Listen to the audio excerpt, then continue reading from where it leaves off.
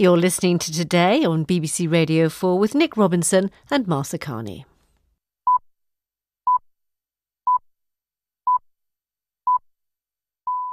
(17:09). France is not the only country to be welcoming a string of British ministers. New Zealand hosts the Scottish Secretary today. He is the third member of the Cabinet to visit in recent months. Why? Because ministers say it is one of the first countries that Britain will be able to sign a free trade deal with, you guessed it, after Brexit. David Mundell, the Scotland Secretary, joins us on the line from Christchurch in New Zealand. Good morning to you. Good morning, Nick. And what are they saying to you about the prospects of such a deal?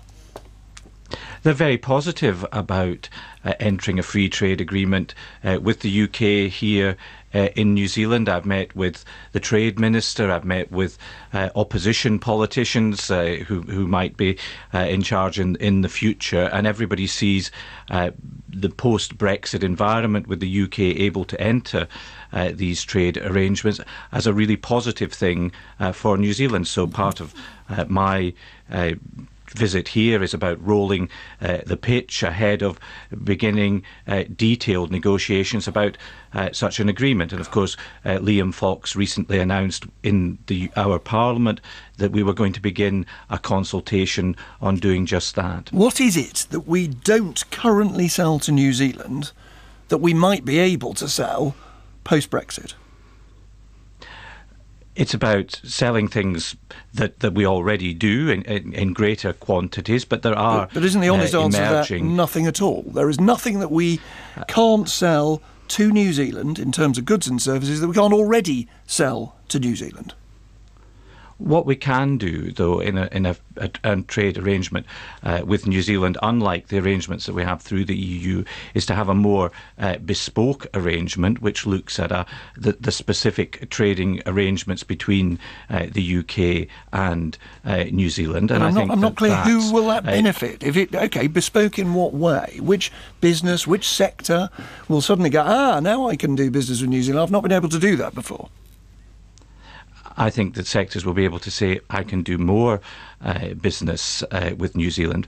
For example, one of the things I'm heavily promoting whilst I'm here is the agri-tech sector, which is one in which Scotland in particular is a world leader around Edinburgh University, and that's the ability to bring technology to bear on agricultural developments in terms of getting greater crop yields, in terms of getting greater animal husbandry to increase production, and that's an area in which there is considerable excitement here at being able that would only work, wouldn't it, if we were not following.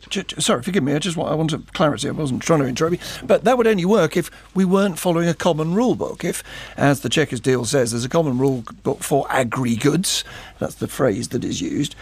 Surely you can't then go to New Zealand and say, look, we'll do things a bit differently in the future from how we're doing it now. We'll do things exactly the same under the Chequers proposal. And therefore, I just put it to you again, I'm still not hearing anything in terms of trade that we will be able to do in the future that we can't already do.